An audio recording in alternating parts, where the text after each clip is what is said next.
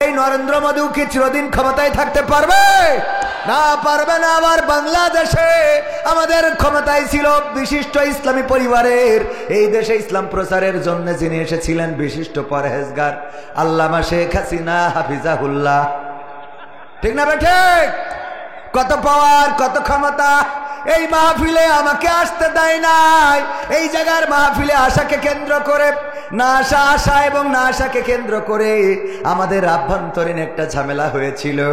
আজকে সেটা আপনাদের সামনে প্রকাশ করে যায়। কোটটা দেখলেই মনে পড়ে কার কথা? কার কথা? মিজানুর রহমান আজহারী ভাইয়ের কথা, ঠিক কিনা? প্রথমেই তিনি গায়ে দিয়েছেন এমন একটি কোট গায়ে দিলেই আজহারী হওয়া যায় না। পোশাক পরিচ্ছদ চেঞ্জ করলেই, কথার স্টাইল বাড়ালেই মিজানুর রহমান আজহারী হওয়া যায় না। কোট একরকম হইতে পারে, কণ্ঠ হবে না, চেহারা হবে না, সৌন্দর্য হবে না, আমানতদারিতা হবে না, ইমানদারিতা হবে না, কোনো না কোনো পার্থক্য থাকবে না, থাকবে না, থাকবে। তবে কেন বললাম? ডক্টর মিজানুর রহমান আজহারী ভাইয়ের মামা, শ্রদ্ধাভাজন আমাদেরও মামা মোশাররফ হোসেন সাহেব আমাকে ফোন করেছিল, বলল একটা ডেট দিতে হবে। তারিখটা ছিল যেই তারিখে এখানে মাহফিল। আমার শ্রদ্ধাভাজন বড় ভাই আশরাফুল আলম, অনেক সম্মান করি, বড় ভাই, আপন ভাই, বড় নাই কিন্তু আপন ভাইয়ের চেয়ে কম নয়। সব সময় দেখে রাখেন এই মাহফিলের ডেটটা এখানে দেয়া। উনি বললেন আমি মিজানুর রহমান আজহারী ভাইয়ের মামা মোশাররফ বলছি, এই তারিখটা আমাকে দিতে হবে। আমি বললাম আমি এমন এক ভাইকে ডেটটা দিয়েছি, এমন এক ভাইয়ের মাহফিল দেয়া সম্ভব না। সেই মাহফিলের ডেটটা দিলাম না, তার জন্য মামার সাথে একটু মনোমালিন্য, এটা হয় না, হয় না? একটু মনোমালিন্য আমার হয়েছে, ওনারও হয়েছে। সেই মাহফিলেও যাওয়া হলো না। আবার এই মাহফিলেও আসতে দেয় নাই সেই সময়ের বাঘারপাড়ার যিনি ওসি ছিলেন, তিনি মেম্বারকে বলেছিলেন যদি কবির বিন সামাদ আসে তাইলে আগামীকালকে আপনার সাথে আমার দেখা হবে থানার বারান্দায়। আনিসুর রহমান সাহেব, ঠিক তো? সাক্ষ্য দেন, এখানে আসুন, সাক্ষ্য দেন। ঠিক? কিসের ক্ষমতা? তারা আজ কোথায়? এই স্টেজে কবির বিন সামাদ আবার এসেছে। যারা বাঘারপাড়াতে আমার মাহফিল বন্ধ করেছে, আমার পদচারণা বন্ধ করেছে, আল্লাহর কসম করে বলি সবই দূরের গর্তে পালিয়েছে। বলেন ঠিক কিনা? ক্ষমতা থাকলে আসো, কারণ তোমাদের ক্ষমতা ছিল দুনিয়ার ক্ষমতা, আর আমাদের ক্ষমতা আখিরাতের ক্ষমতা। আমরা ফাঁসির কাস্টে হাসি মুখে ঝুলতে চাই। আমরা জেলখানার হাতের হাত কড়া, পায়ের ডান্ডা বেড়িকে আমরা এটার সামান্য কুষ্টার পাটের ফিতা ছাড়া কিছু মনে করি না। ঠিক না ঠিক? যারা বন্ধ করেছিলেন তাদের প্রতি ক্ষোভ নাই, শুধু এতটুকু বলবো আল্লাহকে চেনেন, নত হন তার কাছে যার পথে থাকলে আওয়ামী লীগ ক্ষমতায় থাকলেও গলার জোর থাকবে, বিএনপি থাকলেও জোর থাকবে, আর জামাত থাকলে তো জোর এমনি থাকবে। কথা কয় না? সুতরাং সেই দল করেন যেই দল করলে সবসময় আপনি উচ্চ কণ্ঠে কথা বলতে পারবেন। আমরা যারা সঁপে দিয়েছি নিজেদেরকে আল্লাহর কাছে, বলেছি ইন্না সলাতি ওয়া নুসুকি ওয়া মাহইয়ায়া ওয়া মামাতি লিল্লাহি রাব্বিল, এই আয়াত যারা আমরা পড়েছি একবার, আপনারা আমাদেরকে কিসের ভয় দেখান? কিসের রাস্তা বন্ধ করেন? আমাদের রাস্তা তো বন্ধ করার কোনো পথ আপনাদের নাই। আমাদের রাস্তা তো বাঘারপাড়ায় সীমাবদ্ধ না, আমাদের রাস্তা যশোরে সীমাবদ্ধ না, আমাদের রাস্তা খুলনায় সীমাবদ্ধ না, আমাদের রাস্তা ঢাকায় সীমাবদ্ধ না, আমাদের রাস্তা আমেরিকায় সীমাবদ্ধ না, আমাদের রাস্তা গিয়ে ঠেকেছে আল্লাহর আরশে আজিমে, জান্নাতের বারান্দায়। বলেন ঠিক কিনা? সুতরাং এই জান্নাতের বারান্দার রাস্তা থেকে আমাদের জীবন নিতে পারবা, দূরে সরাতে পারবা না। আমাদের মারতে পারো, মেরে জান্নাতে পৌঁছে দিবা, এর বাইরে কিছু করতে পারবা না। আমরা তো সেই ইব্রাহিমের সন্তান, যে জাতির পিতা বলেছিল ইন্নী ওয়াজ্জাহতু ওয়াজহিয়া লিল্লাযী ফাতারাস সামাওয়াতি ওয়াল আরদ হানিফা ওয়া মা আনা মিনাল মুশরিকিন, আমি সমস্ত দিক থেকে, সমস্ত দল থেকে আমার মুখটা আমি সেই দলের দিকে করলাম যে আসমান জমিন সৃষ্টি করেছে, তার দিকে মুখ ঘুরিয়ে দিয়ে বলে দিলাম আমি অন্য কোন দলের মুখাপেক্ষী না, আমি মুশরিকদের মুখাপেক্ষী না, যারা দুনিয়ায় মানব রচিত মতবাদ তৈরি করে তাদের মুখাপেক্ষী না, যারা নিজের আইন বানিয়ে দেশ চালাতে চায় তাদের মুখাপেক্ষী না, আমি আসমান জমিনের স্রষ্টা যিনি তার মুখাপেক্ষী, তার কাছেই মাথা নত করে দিয়েছি। সুতরাং আমরা সেই ইব্রাহিমের সন্তান, আমাদের জাতির পিতা ইব্রাহিম। আমাদেরকে আগুনে ফেলা যায় কিন্তু আমাদের দমিয়ে রাখা যায় না। ঠিক না বেঠে? আর তোমাদের বলি ক্ষমতায় কেউ স্থায়ী হয় না, হোক না সে হাসিনা কিবা রেহেনা, সে আরটা চিরকাল থাকে না। ক্ষমতায় কেউ স্থায়ী হয় না, মুজিবুর বেশি দিন থাকেনি, জিয়াউর কেউ তো রাখেনি। মুজিবুর বেশি দিন থাকেনি, জিয়াউর কেউ তো রাখেনি। এরশাদ চলে গেছে পৃথিবী ছেড়ে, এরশাদ চলে গেছে পৃথিবী ছেড়ে, কেউ আজ তার কথা কয় না। ঠিক না বে ঠিক? ক্ষমতায় কেউ স্থায়ী হয় না, হাসিনা ক্ষমতা ধরে রাখতে আয়না ঘর বানিয়েছিল, জনগণের রোশনালে দাদার দেশে পালিয়ে গেল। হাসিনা ক্ষমতা ধরে রাখতে আয়না ঘর বানিয়েছিল, জনগণের রোশনালে দাদার দেশে পালিয়ে গেল।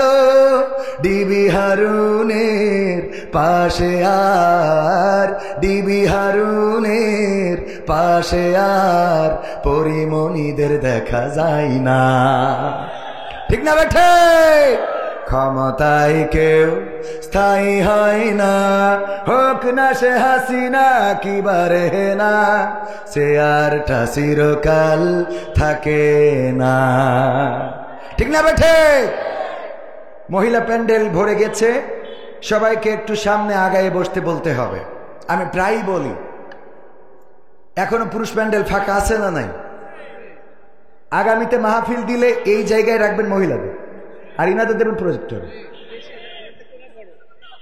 ওই এর থেকেও বড়, তাও ভরে গেছে, তাইলে তো সমস্যা।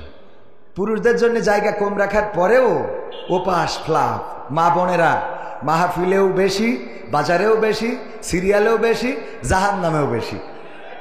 ঠিক না বে ঠিক? বিশ্ব নবীর কথা, আমার কথা না। বিশ্ব নবী সাল্লাল্লাহু আলাইহি সাল্লাম বললেন, ওগো নারীরা, আমি তোমাদের দেখেছি অধিকাংশ জাহান্নাম। কতকাংশ? অধিকাংশ, মানে অর্ধেকের বেশি জাহান্নামী। বিশ্ব নবী সাল্লাল্লাহু আলাইহি সাল্লাম বলেছেন। জিজ্ঞাসা করা হলো কিসের কারণে? আল্লাহ নবী সাল্লাল্লাহু আলাইহি সাল্লাম বললেন, দুইটা দোষ বেশি। কয়টা? কয়টা দোষ বেশি? মা বোনেরা কান খাড়া করে শোনেন, আর সামনে একটু আগায় বসেন। কোন দিকে তা জানি না, যেই দিকে হোক, ক্যামেরায় তো দেখতেছেন। আপনার সামনের দিকে আগায় বসেন, বাম দিকে, বাম দিকে আগায় বসেন, বাম দিকে আগায় বসেন। বসে অন্য বোনদের একটু জায়গা করে দেন, সামনে এবং ডান দিকে আগায় বসেন, যাতে করে অন্য অন্য মা বোনেরা বসার সুযোগ পায়। এখনো তো মাহফিল শুরুই হয়নি, তাই যদি ভরে যায় তাইলে তো প্রধান বক্তা তো এখনো আসতে বাকি। তো যাই হোক, আল্লাহ নবী কয়টা কারণ বললেন? বিশ্ব নবী বললেন দুইটা কারণ। তার মধ্যে এক নম্বর হলো, তারা স্বামীর নাশুকুরি করে। কি করে? নাশুকুরি বোঝেন? অকৃতজ্ঞ হয়, স্বামীর প্রতি কৃতজ্ঞ থাকে না। আমাদের জনাব ভাইয়ের কথাই বলি, আশরাফুল আলম সাহেব, আমার ভাবি, মানে যাই এনে দিক কিছুই পছন্দ হয় না, খালি পছন্দ হয় কবির। দেখো দিন কত সুন্দর জুব্বা বানাইছে, তুমি বানাইছো, এটা কি গায়ে দিলে মানুষ দেখা যাচ্ছে মনে হচ্ছে ফকির। মানে যা করে সেটা, 3 পিস কিনে দিলে পছন্দ হয় না, এটা ওইটা। মাছ কিনে আনলে তাতে কাটা বেশি, ওল কিনে আনলে গাল চুলকায়, কচু কিনে আনলে সিদ্ধ হয় না, মেটে আলু কিনলে সেটা আলু না। মানে সব কিছুতে অভিযোগ আছে তো আছে, আছে তো আছে। নাশুকুরি, এটারে কি বলে? বুদ্ধি করে একদিন একটা শাড়ি কিনেছে যশোরের দড়াটানা থেকে, এইচএম সুপার মার্কেট আছে ওখান থেকে, এইচএম মার্কেট মনে হয়। তো কেনার পরে ডাইনিং টেবিলে রেখে আমার ভাবিকে বলতেছে খাবার দাও। তো ভাবি খাবার দিয়ে চিন্তা করছে শাড়িটা আসলে কার, এত সুন্দর শাড়ি। তো বলতেছে, এক ফাঁকে জিজ্ঞেস করেই বসলো, শাড়িটা কার? তো বললে, শাড়িটা কিনেছি। শাড়িটা কিনি নাই, শাড়িটা কিনেছে কবির বিন সামাদর বউয়ের জন্য। ভাবির তো মিজাজ গেছ খারাপ হয়ে, দেখো দিন শাড়ির কালারটা কত সুন্দর, রংটা কত ভালো, সুতাটা কত সুন্দর, পাড়টা কত রং চংটা, মানে সব কিছু মিলাই পারফেক্ট একটা শাড়ি। কবির বিন সামাদ যাই কেনে তার একটা পছন্দ আছে। আল্লাহ তোমার চোখটা দুটো মার্বেল দিয়েছে, এই চোখে কি দেখে আমি বলে সংসার করছি। কান্নাকাটি আছে না নেই? আমি বলে তোমার সংসার করে দিলাম, অন্য লোক হইলে এই সংসারে কবে লাথি দিয়ে চলে যেত। হ্যাঁ, তুমি এটা দেখো দিন কবির বিন সামাদ, তো আমার ভাই বলতেছে তোমার কি খুব পছন্দ হয়েছে? কবির তো আমার ছোট ভাই মানুষ, ওর বোর জন্য কিনেছে, তুমি এটা নাও, তোমার পছন্দ হলে আমি কবির সাথে সে যা করা লাগে করবানে। তো ভাবি নিয়ে খুব খুশি। তো ভাই রাত্রি চিন্তা করলো, এত ভালোবেসে তার শাড়িটা কিনলাম, যদি না বলি কেমন হয়। রাত্রে বলল, দেখো শাড়িটা কি তোমার পছন্দ হয়েছে? কয় খুব পছন্দ হয়েছে। কারণ তুমি তো কেন নাই, তোমার তো পছন্দ ভালো না, তুমি যে ঘরের রং করিস ওই রংটা চলে। তুমি যে গরু কিনেছো এটার কি দুধ হয়? মানে একটা গাভী কিনেছে তাও দুধ হয় না, তাও ওনার দোষ। মানে যত সব এটা খেয়াল করে দেখবেন। আর ওরা যা করে ওইটা কোনো অসুবিধা নেই। আর ভাইও তো টিচার মানুষ, হামিদপুর কলেজের টিচার, উনি বাজারে গেলে যেই কচুটা বিক্রি হয়নি অনেকেই জোর করে কয়, স্যার আপনার জন্য এক সপ্তাহ ধরে একটা কচু রেখে দিছি, এইটা বিক্রি হয়নি, ওইটা ওনার জন্য রেখে দিচ্ছে। কোনো মান সম্মানের খাতিরে কিছু বলতে পারে না, দেয় ওই কচু এনে রান্না করার পরে কচু থেকে গাল চুলকাবে, ওর মধ্যে যে ইলিশ মাছ দিছিল ওইটা খালু চুলকে। তো এই জাতীয় বিপদে আমাদের পড়া লাগে, তাই না? এরকম কিছু বিপদ। তো এখন ভাইজান বলল যে দেখো রাত্রি শোয়ার সময় বললো, শাড়িটা কি তোমার পছন্দ হয়েছে? কয় এটা তো তুমি পছন্দ করে কেন নাই, কবির বিন সামাদ পছন্দ করেছে, আমার খুব পছন্দ হয়েছে। কয় দেখো মরে গেলে তো কালকে যদি সকালে ঘুম থেকে জাগি তাহলে ফজর, না জাগলে কবর, মনের কথা বলা হবে না। আমি তোমারে যে কত ভালোবাসি, তোমারে ভালোবেসে এই শাড়িটা আমি নিজে পছন্দ করে দড়াটানা থেকে কিনে আনছি। কয় সত্যি তুমি কিনেছো? কয় আমি সত্যি তোমার জন্য নিজে চয়েস করে কিনে আনছি। কয় তাইলে এটার রং থাকবে না? তাইলে এটার, কয় তুমি যদি কিনে থাকো তাহলে এটার রং থাকবে না। মানে ওরে কি কোনোভাবে সন্তুষ্ট রাখা সম্ভব? কথা কয় না। অকৃতজ্ঞ স্বামীর না শুকুরি করে, এরকম আছে না নাই? ওর স্বামী যা করে সব ওর অপছন্দের। আর বাপের বাড়িতে যদি কিছু একটা নিয়ে আসে, ওরে বাবারে, ওইটার উপরে আর কোনো জিনিস হয় না।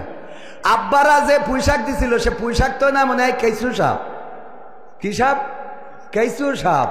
এই চিকুন চিকুন আইনি কয় দেখি যাও পুঁইশাক কি সুন্দর রাইন দে, নিজেই খাই নিজেই বলা, বাবা যে স্বাদ হয়েছে আমার মার হাতের তরকারি। হ্যাঁ, গাই গরু যদি একটা দেয় বিয়ের সময়, আশরাফ ভাই যদি গাই গরু একটা দেয়, ওই গাই গরু আর আমৃত্যুকাল মরবে না। মরে বলেন? তাও এমন গাই গরু, যেই গাই গরু মানে মনে হইলো গরু না, এটা এক্সরের কাগজ নিয়ে যাচ্ছে, পাজরার কাঠি এমন কায়দায় রয়েছে। সেই গরু আনার জন্য এক শালা ঠেলিয়েছে, আর এক শালা ঠেলিয়েছে, তাও 3-4 বার ব্রেক ফেল করেছে, লেজ মুড়াই স্টার্ট দিলে তারপর উঠেছে। এই গরু আনার পরে ভাবির খালি কথা হইলো, ওই যে আমি পুরী জায়গা কিনেছে একটা বাড়ি, ভাই কয়তলা যেন ওইটা ফাউন্ডেশন? আশরাফ ভাই, আশরাফ ভাই ওরে কয়তলা ওই ফাউন্ডেশন? আর আপনি কথা বাজার মধ্যে কথা কন, বলছি কয়তলা ফাউন্ডেশনের বাড়ি কিনেছে? হ্যাঁ ওখানে, হ্যাঁ 4 তলা। তো 4 তলা ওই ফাউন্ডেশনের বাড়ি কিনে ভাবির বলছে, দেখো আমরা তো ছিলাম বাগডাঙ্গা, আমরা এখন এই যে শহরের পরে হামিদপুর একটা বাড়ি কিনতে পারিছি, 4 তলা ফাউন্ডেশন, চলো আজকে তোমার দিয়ে উদ্বোধন করবো, ফিতে কাটতে হবে। বলছে আব্বাকে বাড়িতে গাই গরুটা আনিলাম বুঝলে, ওই গাই গরু এক্সরা কাগজের। এরপরে যে একটা 4 চাকার গাড়ি কিনেছে, এক্স করোলা, বলছে যে চলো আজকে গাড়িটা যেহেতু কিনলাম তুমি চড়বা, আমি চালাবো, পুরো যশোর ঘুরিয়ে দেখাবো তোমার। গাড়িতে দরজা খুলে উঠে পরে বলছে আব্বাকে বাড়িতে গাই গরুটা আনিলাম বুঝলে। হ্যাঁ, এরপরে যদি আরো কিছু করে, উনি যদি এখন কথার কথা জামাতের নেতা, তো এলাকায় যদি চেয়ারম্যান ইলেকশন করে, যদি পাশ করে, যেদিন কাউন্সিলই বরণ হবে ফুলের মালা গলায় দেবে, বলবে চলো তুমি সামনে বসে থাকবো, আমার আজকে ফুলের মালা গলায় দেবে। যাওয়ার সময় কবে আব্বাকে বাড়িতে গাই গরুটা আনিলাম বুঝলে। শুধু তাই না, যদি বেহেশতে যায়, আমার ধারণা জান্নাতের সিঁড়িতে যদি দেখা হয়, কবে আব্বাকে বাড়িতে গাই গরুটা আনিলাম বুঝলে। এই গাই গরু আর মারবে, আর স্বামী যা করে ওইটা দুধ হয় না, ওইটার বাছুর হয়তো মেলা দেরি করে করে পাল দিলি দাঁড়ায় না, সব ঝামেলা স্বামী যা করে ওতে আছে না নাই?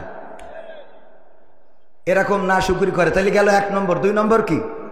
2 নম্বর হলো বেশি বেশি অভিশাপ দেয়। কি সাপ দেয়? দুড়া সাপ না, জাত সাপ না, গোখরা সাপ না, কি সাপ? অভিশাপ। অন্য সাপ দিলে তো কামড়ায় দিলে মরে গেল, আর এমন অভিশাপ দেয় যে অভিশাপের কারণে স্বামীও শেষ হয়ে যায়। এক মহিলা আমারে ফোন করে বলতেছে, হুজুর আপনি কি সেই হুজুর? বললাম কোন হুজুর? কয়ে যে মাঝে মাঝে প্রশ্ন ধরে উত্তর দেন। বললাম হ্যাঁ। তা বলছে হুজুর আমার স্বামী মরে গেছে। আমি বললাম আমার কিছু করার নেই, আমার 1 বউ 2 বাচ্চা। বলছে না হুজুর বিয়ে করার জন্য ফোন দিনি, ফোন দিছি একটা প্রশ্ন জানার জন্য। কি? তো আমার স্বামী অসুস্থ ছিল, আমি প্রায়ই স্বামীরে বলতাম যে আল্লাহ তোমার মরণ করে না কেন, তুমি মরো না কেন, আল্লাহ তোমার নেয় না কেন, এরকম বলে না কয় তোর মরা মুখ আমি দেখি না কেন, তোর জানাজা হয় না কেন, এত লোকের জানাজা হয় তোর হয় না কেন। তো আমি আমার স্বামীকে প্রায়ই বলতাম যে মরো না কেন, তোমার মরণ করে না কেন, তুমি দূর হয়ে যাও না কেন, তুমি কবরে তোমার মাটি দিয়ে এসে আমার একটু হাড়ে বাতাস লাগতো। তো এই হাড়ে বাতাস লাগানোর জন্য আমি কতবার ওরে বলেছি। এখন সে মারা যাওয়ার পরে আমি খুবই কষ্ট পাচ্ছি যে আসলে কি সে আমার এই কথার কারণে মারা গেল নাকি ওর আবুল হায়াত শেষ তাই মারা গেল। এটার জন্য হুজুর প্রশ্ন করেছি আপনার কাছে, মানে জানার জন্য আপনার ফোন করেছি। তো বললাম আমি তো অত বড় হুজুর না, তো আমি এতটুকু বলতে পারি ওনার হায়াত শেষ হয়েছে না আপনার অভিশাপে মারা গেছে সেটা বলতে পারবো না। দোয়া এবং বদদোয়া দুইটাই আল্লাহর কাছে কবুল হয় না দুইটাই কবুল হয়। তো হায়াতও যদি ফুরাই যায় তাও যেতে পারে, আবার আপনার অভিশাপেও মরতে পারে। তবে এতটুকু বলতে পারি বিশ্বনবী বলেছেন নারীরা জাহান্নামে যাওয়ার কারণ দুইটা, তার মধ্যে 1 নম্বর হলো স্বামীর নাশুকুরি করা, আর 2 নম্বর হলো বেশি বেশি অভিশাপ দেয়া। তো আপনি 2 নম্বর কারণটা আপনার মধ্যে বিদ্যমান, তার মানে আপনি জান্নাতে যাওয়ার রাস্তা মোটামুটি আর্ধেক আগায় রাখিছেন, ঠিক না বেঠিক? আর্ধেক আগায় রাখিছেন। এখন মা বোনেরা বুঝে নেন, আজকে থেকে বাড়ি যাওয়ার পরে স্বামীদের প্রতি অকৃতজ্ঞ হবেন কিনা। যাই আনুক, যাই দিক, যাই খাওয়াক, যাই পরাক, কোনো সময় অকৃতজ্ঞ হওয়া যাবে না, বরং বলতে হবে তুমি যা এনেছো এটাই তো আলহামদুলিল্লাহ, এর থেকে আরো খারাপ হতে পারতো, ঠিক না বেঠিক? বলা যায় না? যায় না। তুমি যে 3 পিসটা এনেছো এর থেকে আরো কম দামের আনতে পারতে, তুমি তো ভালো বেশি দামের এনেছো, আলহামদুলিল্লাহ। এইভাবে শুকরিয়া আদায় করতে হবে। আর পুরুষদেরও কিছুটা ওদের প্রতি টেক কেয়ার করতে হবে। মাঝে মাঝে লিপস্টিক, ভুরু পেনের এই যে কি দেয়, ভুরু পেন নাকি, হ্যাঁ, আইলানা, মাইলানা, শাইলানা, ফাইলানা, এইগুলো সব একটু মাঝে মাঝে কিনে নিয়ে যেয়ে দিতে হবে। এইগুলো স্ত্রীদের দেবেন, একটু সাজাবেন, নিজে মাঝে মাঝে চুলের বেনি কেটে দেবেন, মাঝে মাঝে তার মাথাটা আশ্রয় দেবেন, শাড়ির কুচিটা ধরে দেবেন, তার কাপড় চুপড় পরিয়ে দেবেন, পিছন থেকে যে চোখ ধরি বলবেন বলো তো আমি কে, বোঝেননি? হ্যাঁ, এইগুলো মুরব্বীরা না করেন, অন্তত যাদের আমাদের সভাপতি এখনো বয়স আছে আলহামদুলিল্লাহ, এইগুলো করবেন। এইগুলো করলে দেখবেন যে সংসারের শান্তি বাড়ছে। আবার মা বোনেরাও বোঝে না, বলে হুজুর আমার স্বামীর জন্য একটু দোয়া করি দেন, সারাদিন ওই পরিমণি তারপরে এইসব দেখি বেড়াই সাধু। দেখবে না তুই মাঝে মাঝে ছোট ছোট জামা কাপড় পরলি তো আরে ওদিক তাকায় না, কথা কয় না, ও লজ জ্বালাই বাসে না, আরে স্বামীর কাছে আবার কি লজারে, কথা কয় না। হ্যাঁ, একটু জোরে বলেন ঠিক যাতে শুনতে পায়। হ্যাঁ, মানে মাঝে মাঝে ওই পোশাকগুলো, তবে এই পোশাকগুলো আবার আপনাদের কিনে দেওয়া লাগবে, ওরা তো যে বাজার টানতে পারে না এইগুলো। না না, রাস্তায় বাড়াবে কেন, এইটা তো ভালোর জন্য বলতেছি। এইগুলো যখন গায়ে দেবেন, গায়ে দিয়াবেন, তখন দেখবেন ওরা যখন গায়ে দেবে আপনাদের ভাল লাগবে। আবার ওরাও সব কিছু মিলে আপনার ওই সিরিয়াল ভাল লাগবে না, ওই পরিমাণই ভাল লাগবে না, ওই বুবলি তারপরে এইসব ওই রাশমিকা মান্দানা ফান্দানা এগুলো ভাল লাগবে না, কারণ ও তো বাড়ি রয়েছে, কথা কয় না, না যায়জ কিছু। বিশ্বনবী সাহাবীদেরকে ডেকে বললেন, ওগো সাহাবীরা শুনে নাও, তোমরা যখন স্ত্রীদের সাথে মিলন করো, যখন তোমরা তাদের সাথে মিলিত হও, আল্লাহ রাব্বুল আলামিনের ফেরেশতারা তখন তোমাদের আমল নামায় সওয়াব লিখে দেন। বলেন সুবহানাল্লাহ। সাহাবীরা একটু লজ্জা পেয়ে গেল, লজ্জায় বলতেছে আল্লাহর রাসূল এটা কেমন, একটু লজ্জা করতেছে। আল্লাহ রাসূল বললেন কিসের লজ্জা? আল্লাহর নবীর সাহাবীরা বললেন, ওগো নবী এমন একটা বিষয়েও আমরা সওয়াব পাবো, এটা কেমন কথা? আল্লাহর নবী বললেন, ওগো সাহাবীরা শুনে নাও, এমন কাজ যদি নিজের বৈধ স্ত্রীর বাইরে যদি অন্য কোনো জায়গায় করতে গুনাহ হইতো কিনা? সাহাবীরা বলল, অবশ্যই গুনাহ হইতো। শুধু গুনাহ নয়, এই অপরাধের কারণে আমাদের উপরে সঙ্গে সার ওয়াজিব হয়ে যেত। আল্লাহর নবী বললেন, তেমনি ভাবে যেই কাজ করলে গুনাহ হইতো, অন্য জায়গায় করলে গুনাহ হইতো, সেই কাজ বৈধ জায়গায় করলে আল্লাহ রাব্বুল আলামিন আমল নামায় সওয়াব লিখে দেন। বলেন সুবহানাল্লাহ। সুতরাং এই সওয়াবের জন্য হলো স্ত্রীর হক আদায় করার দরকার আছে না নাই? আমার যুবক যারা বিয়ে হয় নাই শীতকাল পার হতে দেয়া যাবে না? যাবে না। যখনই ঝোঁক লাগবে তখনই বিয়ে করতে হবে। গতকাল এই আলোচনায় বলেছিলাম আমাদের দেশের স্বাধীনতার মহান স্থপতি আমরা যাকে বলি বঙ্গবন্ধু শেখ মুজিবুর রহমান। শেখ মুজিব আমার পিতা, বইটা লিখেছে শেখ হাসিনা, বইটা আমার বাড়িতে এখনো আছে, ইসলামিক ফাউন্ডেশন। এই বই আবার লাইব্রেরিতে দিয়েছিল, ইসলামিক ফাউন্ডেশন থেকে মসজিদের লাইব্রেরিতে দেওয়া হয়েছিল, মসজিদ থেকে এনে পড়লাম। পড়ার পরে দেখলাম সেখানে শেখ হাসিনা স্মৃতিচারণ করতে যেটা লিখেছে স্বাধীনতার মহান স্থপতি বঙ্গবন্ধু শেখ মুজিবুর রহমান বিয়ে করেছিল 10 বছর বয়সে। কয় বছর বয়সে? তো আমাদের পিতা যদি 10 বছর বয়সে বিয়ে করে, আমরা ছেলেরা কেন 18 বছর পর্যন্ত অপেক্ষা করব? কথা কয় না? হ্যাঁ, যুবকরা বলছে ঠিক, হুজুর মনের কথা কইছে। কথা কি মনে থাকবে? বিয়ে শাদী অবশ্যই যখনই প্রয়োজন, জীবনের প্রয়োজনে, যৌবনের প্রয়োজনে, ইমানের হেফাজতে, অন্যায় থেকে বেঁচে থাকার জন্য বিয়ে করবেন। 1 2 3 4 যদি ইনসাফ করতে না পারেন তাহলে একে সন্তুষ্ট থাকতে হবে। কথা কার? আমার কথা নাই। আল্লাহ বললেন 2 3 4।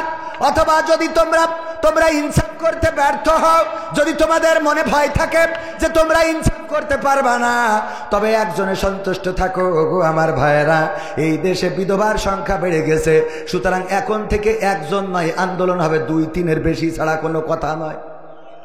হ্যাঁ, ইনসাফ করতে হবে। 2টা বিয়ে করা এটা খারাপ কাজ না, 3টা বিয়ে করা এটা খারাপ কাজ না, 4টা বিয়ে করা, 5টা না, 4টা বিয়ে করা এটা খারাপ কাজ। আবার মা বোনেরা, আমি বুঝি না ওদের, আল্লাহ যেহেতু বিধান দিয়েছে, আল্লাহ বিধান না দিলে আমাদের আপত্তি ছিল না, আল্লাহ যেহেতু বিধান দিয়েছে মানে নিতে তো অসুবিধা নাই। মা বোনেরা যদি বাড়ি আর একটা বউ আসে, আমার আশরাফ ভাই যশোরে থাকে, কোথায় থাকে জানেন কিনা আপনারা? যশোরে। আর বাগডাঙ্গায় যদি আর একটা বউ থাকে, অসুবিধা কোন জায়গায়? উনি ওখানে দায়িত্ব পালন করলো, ইনি এখানে থাকলো, যখন বাড়ি আসলো উনারও আসা লাগলো না কষ্ট করে, ইনারও যাওয়া লাগলো না কষ্ট করে। এর মধ্যে একজনের উপকার হইলো, কিছু বাচ্চা কাচ্চা দুনিয়ায় আসলো, তারাও ভালো কিছু ভালো বাবার পরিচয় পেল, সংসারে মোটামুটি অভাব তো নেই, আছে তো। এটা কি খারাপ কিছু? এইটা মাইনতে অসুবিধা করে, আমি তো এটা বুঝলাম না। আমিও জ্বালাই আছি। আমার বললে যে তুমি যেদিন 2টা বিয়ে করবা ওই দিন হয় বাড়ি ছেড়ে দেবো না আত্মহত্যা করবো। এ জ্বালার তো শেষ নেই। কি জ্বালা কম তো। এখন যে পরিমাণ টাকা ইনকাম করছি, এর আমি নিজে খেয়ে শেষ করতে পারবো? আমার বউ খেয়ে শেষ করতে পারবে? এক রাতি 50-60 হাজার টাকা আমি কনে কি করবে? এগুলো তো ইউটিউবাররা, এটার জন্য আমার বউ না দেখে, তাহলে বলে বাড়ি ঢুকতে দিবার না। জ্বালা তো শেষ নেই। জ্বালা জ্বালা সব জায়গায় জ্বালা আছে না নাই? জ্বালা শেষ নাই। যাই হোক ভাইয়েরা আমার, 2টা বিয়ে করায় জ্বালার তো শেষ নাই। এক মুরব্বী, ও শুনেছে মসজিদে যদি জুম্মার দিন আগে যায় তাইলে সে একটা কবুল হজের সোয়াব পাবে। তো ও চিন্তা করছে আমি যেহেতু গরিব মানুষ, হজে তো যাইতে পারবো না, জুম্মার দিন একটু আগে যাবো। যে দেখে আর এক মুরব্বী বসা, তো বাড়ি চলে এসেছে, যে পরের সপ্তাহে নামাজ পড়ে বাড়ি এসেছে, পরের সপ্তাহে একটু আগে যাবো। পরের সপ্তাহে আবার গেছে, যে দেখে তাও সেই মুরব্বী বসা। চিন্তা করলো যাকে এই সপ্তাহে পেলাম না, 3য় সপ্তাহে দেখি, 3য় সপ্তাহে যে দেখে তাও মুরব্বী বসা। ওর মিজাজ দেশ খারাপ হয়ে কয়, মুরব্বী তোমার কি খেয়ে কোনো কাম নেই নাকি? খালি মসজিদে এসে বসে থাকো তুমি? তা বলছে তোমার অসুবিধা কি? অসুবিধা নেই মানে আমি একটা কবুল হাজার সোয়াব নেবো, গরিব মানুষটা দৌড়াচ্ছি, 3 সপ্তাহ ধরেই লাইন পালাম না। তা বলছে খুব দরকার। বলছে দরকার মানে টাকা তো নেই। বলছে নিকে করতে পারবে? ও পারবা না। তাহলে একটা নিকে করো, ব্যবস্থা হয়ে যাবেন। ও এসে মেরিকেটে একজনের পটাইয়ে তো একটা বিয়ে করেছে কবুল হজের জন্য। যে হজ করার এত টাকা তো নাই, 6 লাখ 8 লাখ টাকা, তার থেকে এটা নিকে করি। এখন তো তো দিয়াই লাগে না, 1.5 মাহ দিয়া লাগে দেশে, লাগে না তো।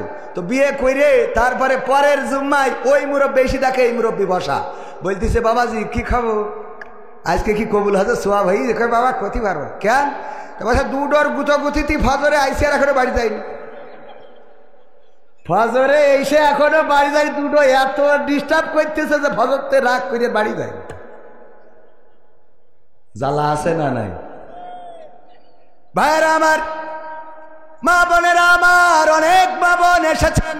আল্লাহ রাব্বুল আলামিন বললেন ওয়াকরনা ফি বুয়ুতিকুন্না ওয়ালা তাবাররাজনা তাবাররুজাল জাহিলিয়াতিল উলা। ওগো নারীরা তোমরা পর্দার মধ্যে থাকো, জাহিলি যুগের মেয়েদের মতো সেজে গুজে নিজেদেরকে প্রদর্শন করে বেড়াইও না। আর আজকের জামানায় আমরা গর্ব করে বলি এই বিউটি পার্লার কে দিয়েছে? ঠিক না বেঠে? এই বিউটি পার্লার গুলো করার পরে আমরা গর্বিত হই, আমরা প্রশংসা করি আমাদের সরকার বিউটি পার্লার দিল, ঘরে ঘরে বিউটি পার্লার, শহরে শহরে বিউটি পার্লার। এই বিউটি পার্লারে কি কোনো ছেলেদের যাওয়া লাগে নাকি? না, লাগে না। ছেলেদের যাওয়া লাগবে কেন? ছেলেরা এমনি সুন্দর, ঠিক না বেঠে? ছেলেরা সুন্দর। দেখেন, ছেলেরা শুধু সুন্দর না, তারা তাদের সৌন্দর্য তো দেখাইতেই চাই না, বরং আরো কি করে ঢাকে ঢুকে রাখা যায়। প্যান্ট একটা পরে, প্যান্ট পরার পরে প্যানের আবার এইভাবে আংটা দিয়ে আছে যার মধ্যে দিয়ে বেল বাঁধতে হয়। শুধু বেল বাঁধলি হবে না, উপরে যে এর শার্টের নিচে আবার গেঞ্জি পরে, গেঞ্জির উপরে আবার শার্ট, এইটা পরে তারপরে ওর মধ্যে গুজে দিয়ে বেল দিয়ে কষে বেঁধে থই, যাতে করে যেন কোনোভাবে শার্ট বেরোয় না যায়, ঠিক না বে ঠিক? এমন টাইট করে দিয়ে এরপরে পাই শু পরিয়েছে, শুর আগে আবার মোজা, যেন পার রঙও দেখা না যায়, পর্দাশীল। এরপরে শু পরেছে, তারপরে মোজা, আবার শার্ট পরার পরে যদি হাতা মাথায় টুড়ে যায় এই জন্য এরপরে আবার আর একটা কোট, ঠিক না বে ঠিক? শুধু কোট পরেও খেতে হয় না, যেন গলামালা না দেখা যায়, আবার একটা টাই পরি শক্ত করে বাঁধতে হয়, দেখা যাবা তা হবে না, ঠিক না বে ঠিক? এরপরে আবার ক্যাপ পরে, হ্যাঁ, ক্যাপ সামনে দিয়া, উপরেও দেখবে না নিচেও দেখবে না, এরকম আছে না নাই? পুরুষ আর মহিলারা কোন জায়গাতে ফাঁক ফোকরতে দেখা যাবে, হাতা বানাইছে ব্লাউজে, এখানে আবার লাভা খাইছে ফুটো করে, কথা কয় না। পিছনে এমনি দেখা যাচ্ছে অর্ধেক দরজা খুলে রেখেছে, ওর নিচে আবার কেটে আবার একটা ফাঁক করতে আছে না নাই? শাড়ি পরার কথা আমরা ছতর যেন দেখা যেন না যায়, বেল বাইন্ধে রাখি, কোনোভাবে শার্ট যেন বাতাসও যেন উড়িয়ে না যায়, হ্যাঁ, বান্ধি না শক্ত করি। উনারা করিয়েছে কি, শাড়ি পরিয়ে নাবির এমন জায়গায়, হ্যাঁ, সে কি কব। যদি শীতিয়ারটা এখন আবার এই কি জিন্সের কোট বেরোইছে, তাও পরে আর খালি আরাম করে, ঠিক না বে ঠিক? মানে কোন ফাঁক ফোকরতে দেখাবে, এই হইল ধান্দা। কোনে যাবো, আল্লাহ বললো তোরা আইটে কুইটে থাক, সেজে কুইটে দেখাই বেড়াইসনি। আর ওরা বলছে মুড়ি খেয়েই ভাত খাবো, মুড়ি খেয়ে ভাত খাওয়া বোঝেন? সভাপতি কুষ্টিয়া ভার্সিটিতে, তো উনি বলছে আপনি কবির ভাই এসেন, আমাদের এখানে একটা ছোট পিকনিক হবে, 10 জনের মতো আমি আয়োজন করতেছি, আইসেন।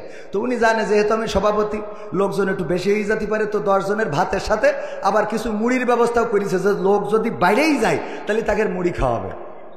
তো সত্যিই লোক কিছু বেশি হয়েছে, তো হয়ে যাওয়ার পরে চিন্তা করলো যারা ভাত খাবে ওদের মুড়ি দেবো না, যারা মুড়ি খাবে তাদের ভাত দেবো না। আমার জিজ্ঞেস করছে কবির ভাই আপনি মুড়ি খাবেন না ভাত খাবেন? আমি বললাম ভাত খেয়েই তারপর মুড়ি খাবো।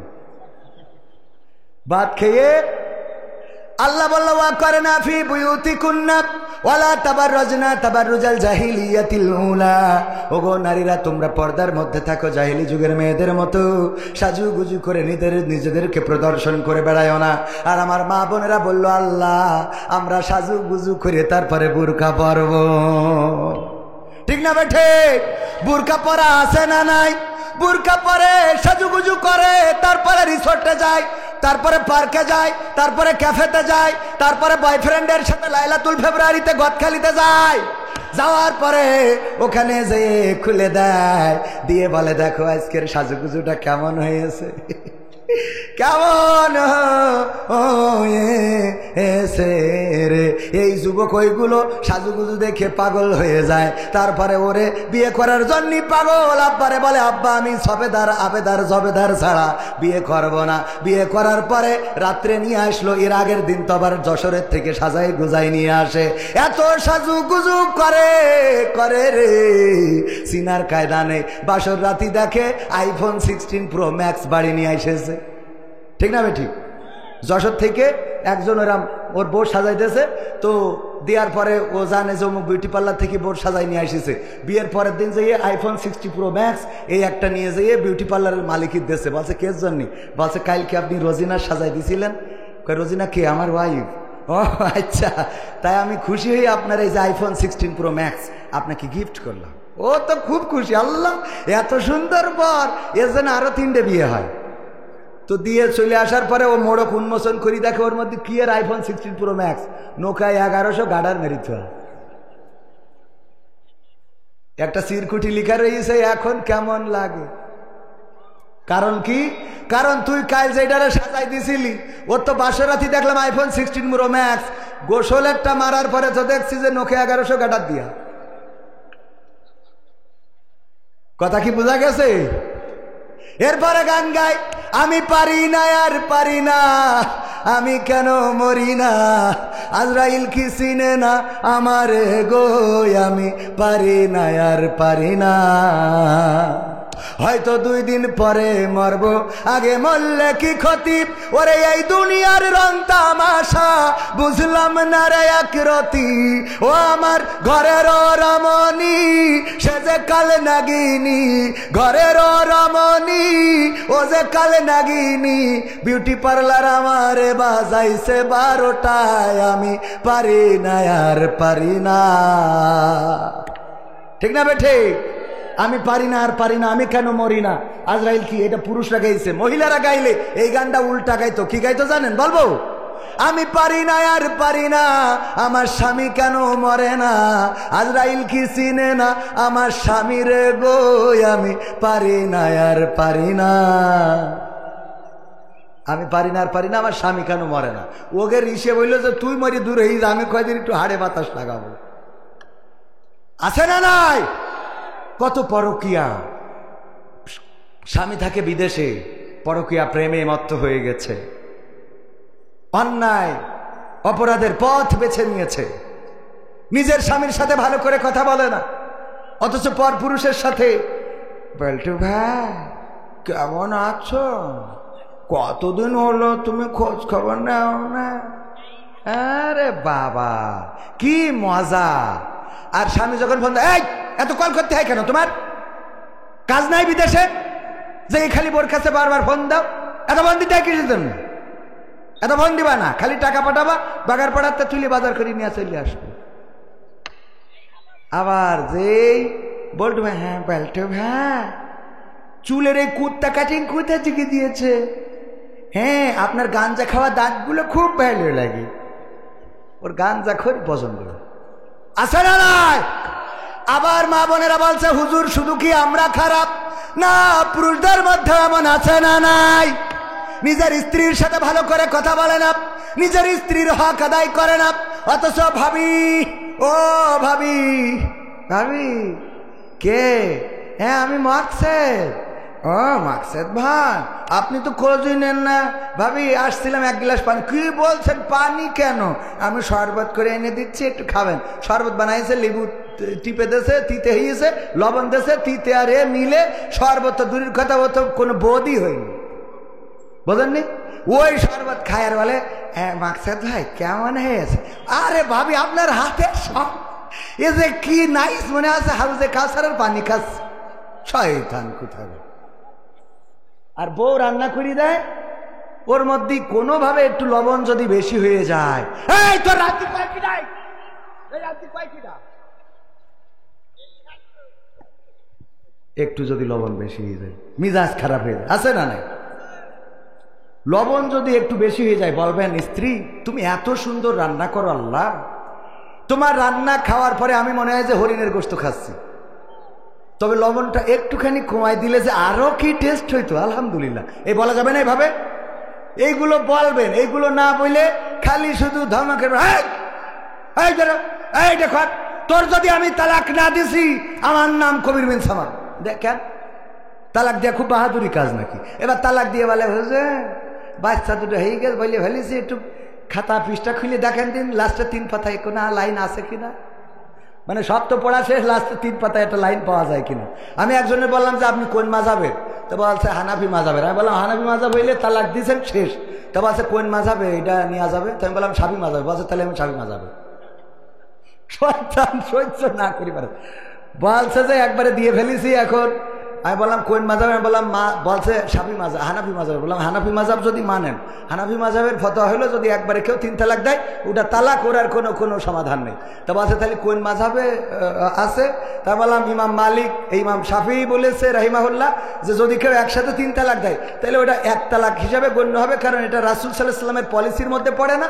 তাছাড়া উনি বোঝাতে চেয়েছেন যে যখন মানুষ রাগ করে তালাক দেয় তখন তার ব্রেন ঠিক থাকে না, সুতরাং তালাকের বিধানটা প্রতি মাসে একটা করে দেবে, এটাই বিধান, তাই 1 তালাক হিসেবে গণ্য হবে। তা বলছে আমি আজকে তো তাহলে শাফি মাযহাবের লোক, তার মানে ওর বউ নিতেই হবে, ওর কোনো ফতোয়া মানতে রাজি। বাবা আমার ভাইরা ওগো আমার কলিজার টুকরারা, আমার পর্দার অন্তরালে মা বোনেরা, আমরা আইন মানব কার? আল্লাহ রাব্বুল আলামিন আমাদের জাইন দিয়েছেন। প্রথমেই বলেছি আমরা মাথা নত করব আল্লাহর কাছে।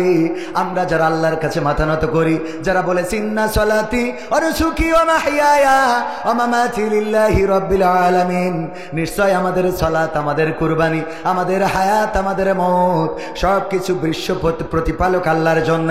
আল্লাহর জন্য যদি আমরা আমাদেরকে সঁপে দিয়ে থাকি, তাহলে বিপদে আপদে মুসিবতে ডাকবো কাকে? প্রশংসা করব কার?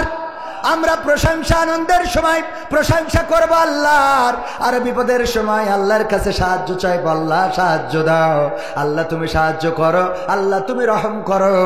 আমার আল্লাহ এমন আল্লাহ, যারা আল্লাহকে ডাকে তারা কখনো প্রতারিত হয় না, যারা আল্লাহকে ডাকে তারা কখনো হেরে যায় না, যারা আল্লাহকে ডাকে তারা ধ্বংস হয় না, যারা আল্লাহকে ডাকে তাদের পরাজয় থাকে না, যারা আল্লাহকে ডাকে দুনিয়ার পরে আল্লাহ তাদের পাশে থাকে এবং পরকালেও আছে না নাই? আল্লাহর কাছে যারা নিজেদেরকে নিবেদিত করে দিয়েছে তাদের অবস্থা হলো এমন। আমার সভাপতি সাহেব, কুষ্টিয়া ইসলামিক ইউনিভার্সিটির শ্রদ্ধাভাজন শিক্ষক জনাব ডক্টর মোহাম্মদ জালালউদ্দিন সাহেব, গরু পালন করে, গরু পুষেছে। এই গরু মাঠের মধ্যে রেখে এসেছে, এসে মাহফিলে চলে এসেছে। বিকাল বেলায় যাইতে রাত হয়ে গেছে, গরু ফিরিয়ে আনবে খেয়াল নাই। গরু যখন মাঠের মধ্যে একটা বন থেকে বাঘ বের হয়ে গরুরে দৌড়ানি দিয়েছে, ধরার জন্য পিছু নিয়েছে। গরু দৌড়ায়, বাঘও দৌড়ায়। দৌড়াতে দৌড়াতে গরু বুঝে ফেললো যে বাঘের সাথে দৌড়াইয়ে পারা যাবে না, তাহলে কি করা যায়? যতই গরু, তার মধ্যেও চিন্তা আছে না নাই? তার মধ্যেও কিছু বুদ্ধি আছে। গরু পাশে দেখলো একটা নরম কাদাওয়ালা ক্ষেত, ক্ষেতের মধ্যে দিয়েছে লাফ, যে এই ক্ষেতের মধ্যে যদি লাফ দিই তাইলে আত্মরক্ষা হইতে পারে।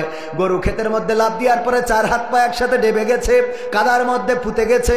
বাঘও লাফ দিয়েছে, গরুর থেকে বাঘের দৌড়ের গতি ছিল একটু বেশি। গরুরে রেখে 3 হাত সামনে যেয়ে পড়েছে। কয় হাত সামনে? তো গরু যদি ডেবে যায়, বাঘও ডেবে যাবে কিনা?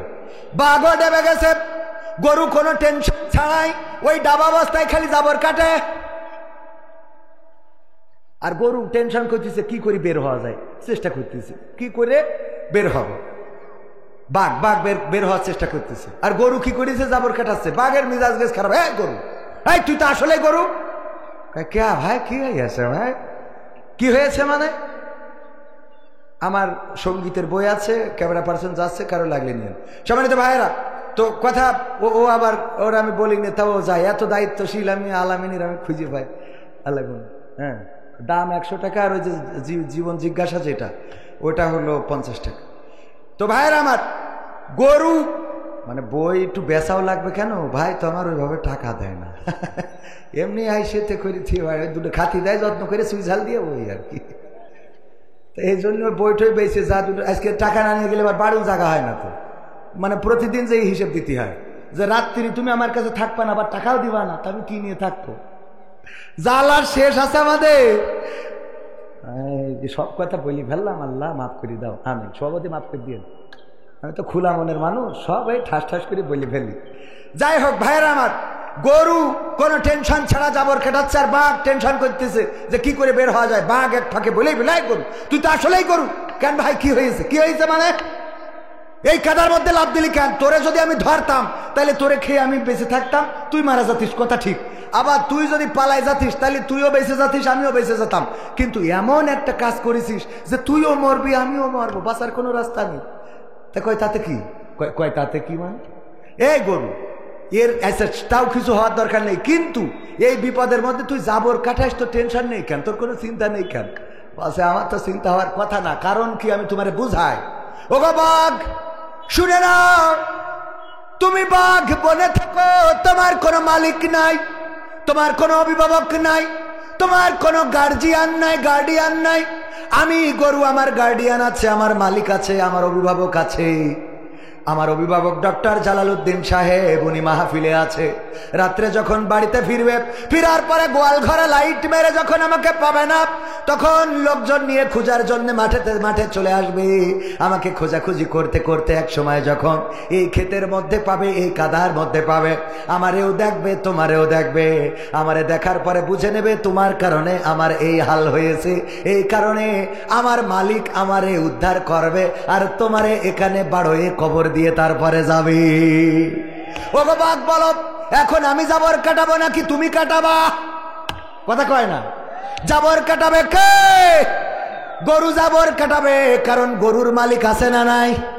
ইসলামী আন্দোলনের নেতাকর্মী যারা আল্লাহর কাছে সমর্পণ করেছে, যারা তারা আল্লাহর কাছে নিবেদিত প্রাণ হয়ে যাওয়ার কারণে তারা যদি জেলখানায় যায় তাও হাত উঁচু করে হাসি, যদি রিমান্ডে দেয় তাও বের হওয়ার পরেও হাসি, যদি তাদের ফাঁসির কাস্টে নিয়ে যায় তাও তারা জিজ্ঞাসা করে সন্তানের কাছে, ওগো আমার কলিজার টুকরা বলো আমি লুঙ্গি পরে যাব নাকি পায়জামা পরে যাব? জিজ্ঞাসা করে কে আমার দাফন কাফনের জন্য পাবনায় যাবে? তোমাদের মাকে যেতে দিও না, এই পথ গেলে অসুস্থ হয়ে পড়বে। একজন মরণ পথের যাত্রী শহীদের ফাঁসির মঞ্চে উঠবে, সেই মানুষটা এত স্বাভাবিকভাবে কথা বলে কেমন করে? তার কারণ হলো তিনি বলেছেন ইন্না সলাতি ওয়া নুসুকি ওয়া মাহইয়ায়া ওয়া মামাতি লিল্লাহি রাব্বিল আলামিন। আল্লাহর কাছে সমর্পণ করে দিয়েছে। নিশ্চয় আমাদের নামাজ, আমাদের কুরবানি কিসের কুরবানি? আমাদের কুরবানি শুধুমাত্র গরু জবাই করা না, আমাদের কুরবানি শুধুমাত্র ছাগল জবাই করা না, আমাদের কুরবানি ওই একবার ঈদুল আজহার ঈদে 7টা শেয়ার নিয়ে একটা গরু জবাই করা নাই। আমাদের কুরবানি মাসে মাসে ইয়ানত দেয়, এটা আমাদের কুরবানি। মিছিলে যাওয়া এটা হায়াতের কুরবানি, আমরা সংগ্রামে মুখর থাকা এটাও কুরবানি, জেলখানায় যাওয়া, রিমান্ডে যাওয়া, কোরআনের পাখি 13টা বছর কারারুদ্ধ থেকেছেন, এটাও কুরবানি নাকি কুরবানি না? এটাও কুরবানি। আল্লাহ রাব্বুল আলামিনের কাছে আমরা বলেছি, ওগো আল্লাহ নিশ্চয় আমাদের সালাত, আমাদের কুরবানি, আমাদের জীবন, আমাদের মরণ সব আপনার জন্য, সব বিশ্ব প্রতিপালকের জন্য। সুতরাং যারা আমাদেরকে মারতে চাও, যারা আমাদেরকে পিটাতে চাও, যারা আমাদেরকে কারাগারে রাখতে চাও, যারা আমাদেরকে হত্যা করতে চাও, যারা আমাদেরকে দেশ ছাড়া করতে চাও, তোমাদের বলতে চাই যেই জীবন আল্লাহর কাছে বিক্রয় করে দিয়েছি। প্রথমে যে আয়াতটা পড়েছিলাম মনে আছে না নাই? আল্লাহ বললেন ইন্নাল্লাহা আশতারা মিনাল মুমিনিনা আনফুসাহুম ওয়া আমওয়ালাহুম বিআন্না লাহুমুল জান্নাহ। আমার আল্লাহ বললেন, ওগো আমার বান্দারা শুনে নাও, তোমরা যখন তোমাদের মাল, তোমাদের জান আমার রাস্তায় দিয়ে দিয়েছো, আমি তখনই তোমাদের কাছে আমার জান্নাতটা বিক্রয় করে দিয়েছি। বলেন সুবহানাল্লাহ। জান্নাতের চেয়ে উত্তম আর কোন গৃহ কি আছে? জান্নাতের চেয়ে উত্তম আর কোন আবাস কি আছে? জান্নাতের চেয়ে উত্তম আর কোন ঘর নাই, আর কোনো কিছুই নাই। ওগো আমার ভাইয়েরা, আমার ভাইজানেরা, আমার মা বোনেরা, দুনিয়ার এই জীবন জিন্দেগির বিনিময়ে যদি আল্লাহ ক্ষমা করে দেন, আর যদি বলেন যাও আমার বান্দা, তোমারে জাহান্নামটা দিলাম না, জান্নাতটা করে দিলাম, ওই জান্নাতে একটা ছোট্ট ঘর দিলেই এর থেকে বড় প্রাপ্তি আর আছে নাকি? আছে? সেই জান্নাতের জন্য আমাদের দৌড়ানোর দরকার আছে না নাই? দৌড়াতে রাজি কারা কারা? হাত দেখতে চাই। নারায়ে তাকবীর, লিল্লাহি তাকবীর। আল কোরআনের আলো, আল হাদিসের আলো, আমার নেতা তোমার নেতা। যদি আল্লাহর কাছে নিজেদেরকে সমর্পণ, অনেক জায়গায় আমাদের জানমাল দিতে বলেছেন। ইয়া আইয়ুহাল্লাযীনা আমানু হাল আদুল্লুকুম আলা তিজারাতিন তুনজিকুম মিন আযাবিন আলীম। ওগো ঈমানদারেরা, আমি কি তোমাদের এমন একটা ব্যবসার সন্ধান দিয়ে দেব যেই ব্যবসা করলে কঠিন জাহান্নামের আযাব থেকে বেঁচে যাবে? জাহান্নামের আযাব থেকে বেঁচে যাওয়া মানে জান্নাতে যাওয়া, ঠিক না ঠিক? জাহান্নামের আযাব থেকে বাঁচা মানে কোথায় যাওয়া? জান্নাতে যাওয়া।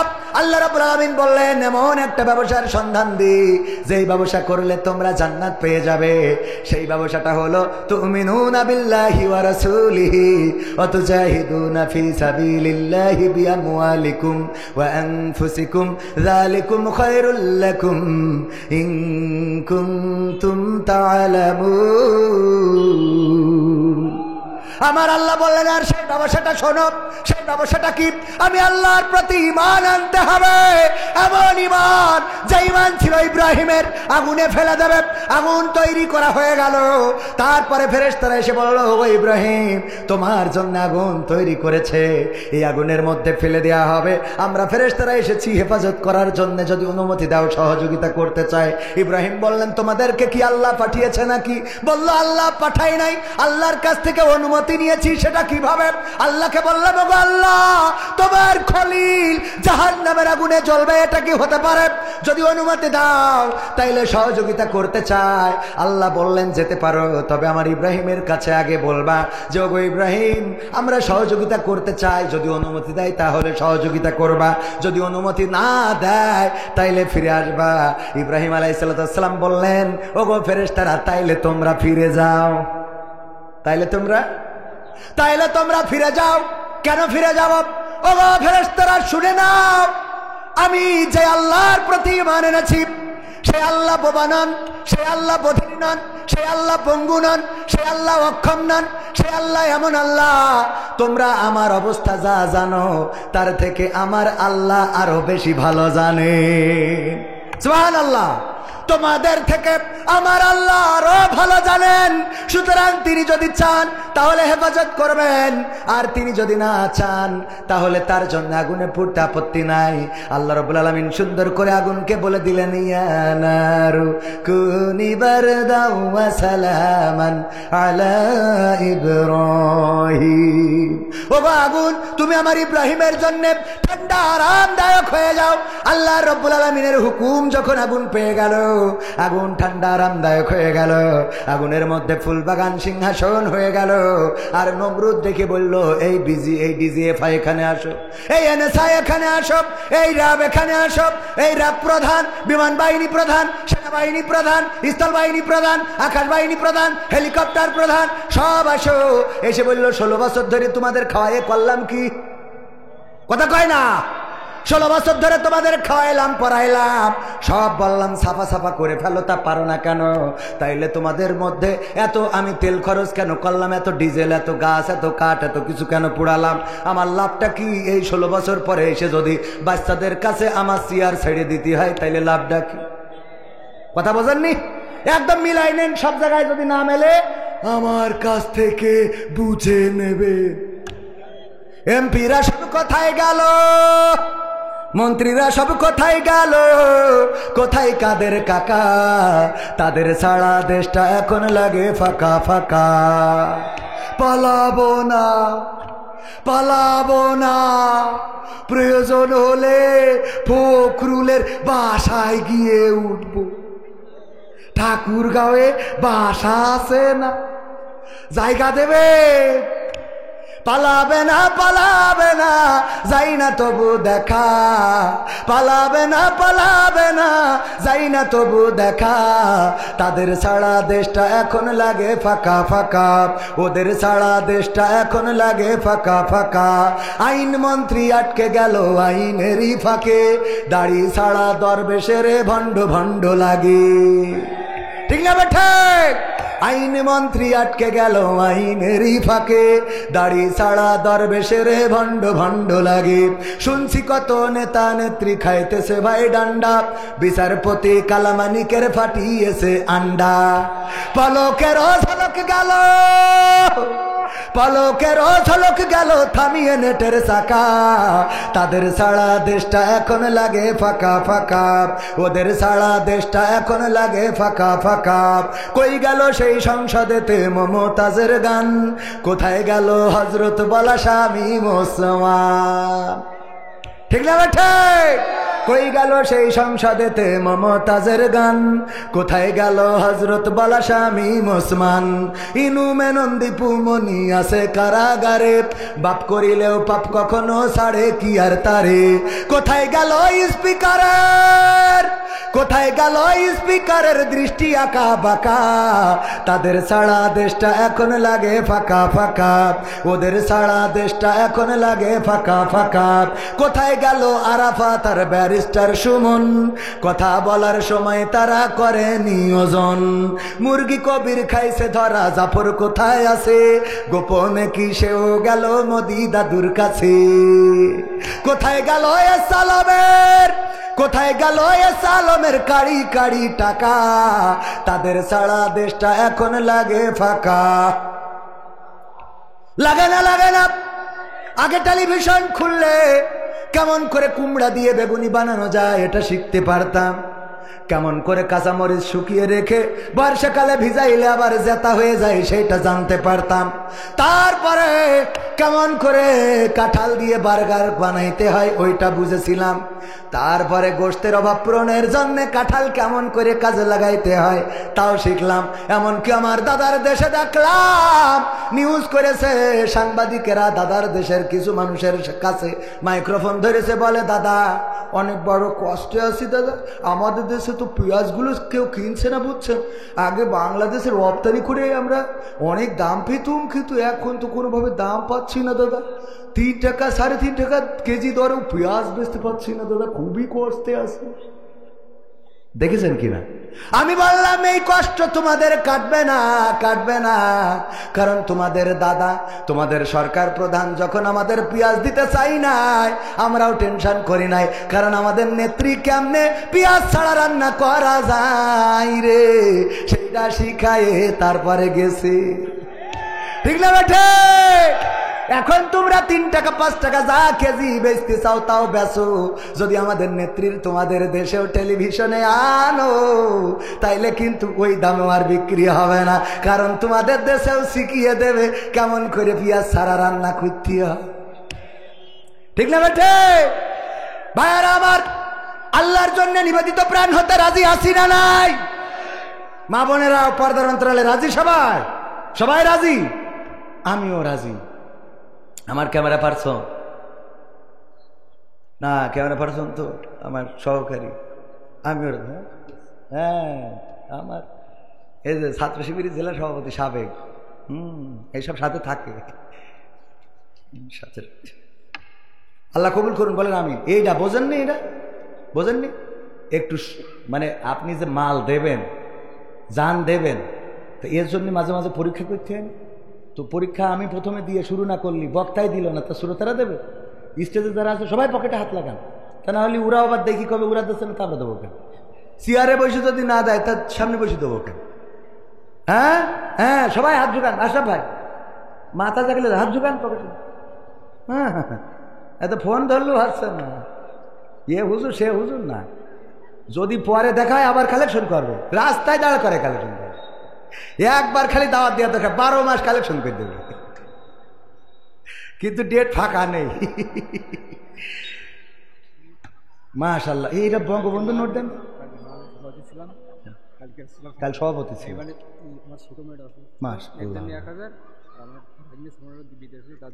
মাশাআল্লাহ, দেখো দিন এরকম আপনাদের তো খুঁজ দিচ্ছেন। নারায়ে তাকবীর। গতকালকের সভাপতি ছিলেন জনাব আলহাজ মোহাম্মদ আফসার উদ্দিন সাহেব।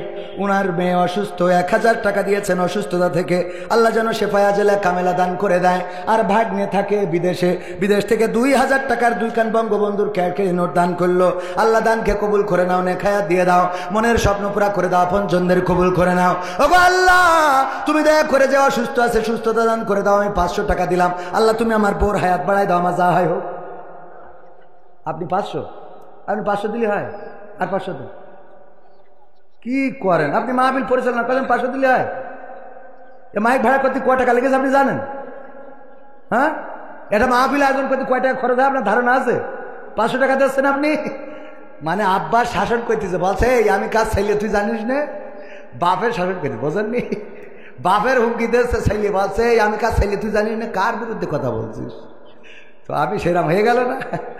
বলছে তুমি বেশি জানো আমার থেকে। ওই কত দিয়েছি? 500 দিয়েছি। হ্যাঁ, কত দিয়েছি দেখেন? 1000 গেছেন। আমি এদিকে ওয়াজ করতেছি, 500 গেছে। ঠিক আছে, নারায়ে তাকবীর। ঠিক, আমার জনাব আশরাফ ভাই, আশরাফুল আলম, আশরাফুল মাখলুকাত 500-1000 টাকা দিলেন।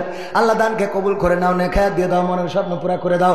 তারপরে হাত লাগান স্টেজ থেকে শুরু, সামনে যারা আছেন 500, 1000, 2000, 3000, 5000, যে যা পারেন তাড়াতাড়ি। আমার আর এক জায়গায় আবার বায়না নিয়ে রয়েছে, সেখানে যাইতে হবে। বাইরে আমি একটু নিজের এলাকা সরল মনে কথা বললে অসুবিধা আছে। অন্য জায়গায় যে স্টাইল করি কথা বলবো, যে সবাই বসেন ঠেক কেনে বলেন, কিন্তু এখানে তো এটা দরকার নেই। এ তো নিজের এলাকা, এত ভাব মেরি লাভ আছে কোনো? এত ভাবের কি আছে? আমি জিগর কাছে মানুষ, যশোরের প্রোগ্রাম আছে, হ্যাঁ এই নে তো, এই জন্য ভাবের করে দরকার, খালি টাকা দেন।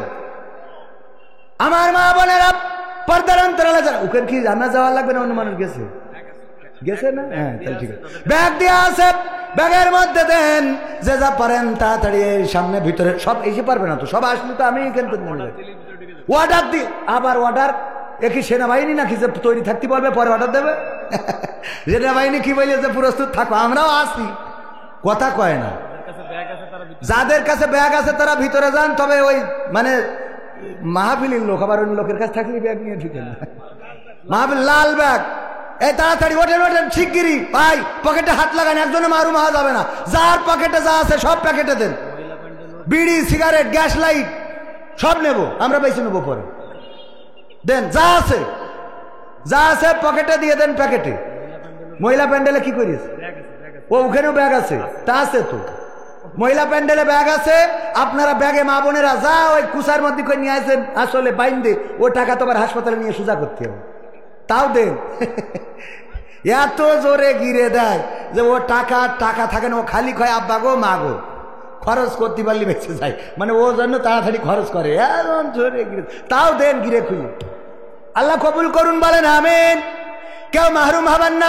দাঁড়ানো ভাইয়েরা, আমার যুবকেরা, আজকালকের ছেলেরা বই নিয়ে আর বসে না, ও বাবা গুগলে সার্চ করিয়া পড়ি। ওরে কালের মেয়েরা কোরআন হাদিস ধরে না, এখনকার মা বোনেরা এই কোরআন পড়ে না, ও আল্লাহ টিকটকে ভিডিও ওরা করে, ঠিক না ঠিক? এমন মেয়ে বাগার পড়াই নাই। আমাদের একজন ভাই 100 টাকা আল্লাহ দিয়ে গেল, দানকারীর ও পিতা মাতার সুখে রেখো কবরে, নূরের টুপি পরায় আল্লাহ তুলিও রোজ হাসরে। যেই নিয়তে দান করেছে আল্লাহ নিয়ত পুরা করে দাও, নূরের মনের নেক মাকসাদ পুরা করে দাও। তারপরে যে যা আছেন তাড়াতাড়ি দেন। 500, 1000, 2000, 3000 দেওয়ার মতো কেউ কি আছেন? এই মাহফিল শুধু মাহফিল না, যুবকেরা আয়োজন করে, সমাজ সেবামূলক কাজ করে। সমাজ সেবামূলক কাজের জন্য সহযোগিতার দরকার। 1 বছরের মাহফিল নিয়ে ইফতার বিতরণ করে, শীত বস্ত্র বিতরণ করে, বিপদে পড়লে তাদের পাশে যায়, অসুস্থ মানুষের সেবা করে। এই কাজগুলো চালিয়ে নেয় আমাদের জনাব আশরাফুল আলম সাহেব। হ্যাঁ, মুজিমার মার্কা নোট কিডা? আমাদের এক যুবক বঙ্গবন্ধুকে এত ভালোবাসে, মুজিবার মার্কা রোল নোট দিল। আল্লাহ কবুল করে নাও, নে খায়াত দাও, মনের স্বপ্ন পুরা করে দাও। তারপরে আর কিডা? বসিনগরের মসজিনা, হ্যাঁ বসনগরের মসজিনা 500 টাকা দান করলো। আল্লাহ দানকে কবুল করো, আল্লাহ মনের নেক মাকসাদ পুরা করো, সংসার জীবনে শান্তি দাও। আল্লাহ পরিবার পরিজনের আপনজন যারা কবরে ক্ষমা করে দাও, যারা বেঁচে আছে আল্লাহ নেক হায়াত দিয়ে দাও। আর কেউ আছেন 500, 1000 দেওয়ার মতো, অথবা বাকিতে 1000, 2000, 3000 লিখিয়ে দেওয়ার মতো, এই ভালো কাজের সাথে সম্পৃক্ত থাকার দরকার আছে না নাই? 2000 টাকা, 3000, 5000 টাকা পরবর্তীতে দেবেন, এমন কেউ কি আছেন? আছেন কেউ? আগামী 5 তারিখে চক্ষু শিবির রয়েছে। চোখের রোগ যাদের আছে তাদের চোখ দেখানো হবে। আপনারা এখানে আসবেন, সহযোগিতায় আপনাদের সহযোগিতা করা হবে। ইসলামী সমাজ কল্যাণ সমিতি বাগারপাড়া যশোর তারা আয়োজন করছে, তাদের পাশে দাঁড়ানোর দরকার আছে না নাই?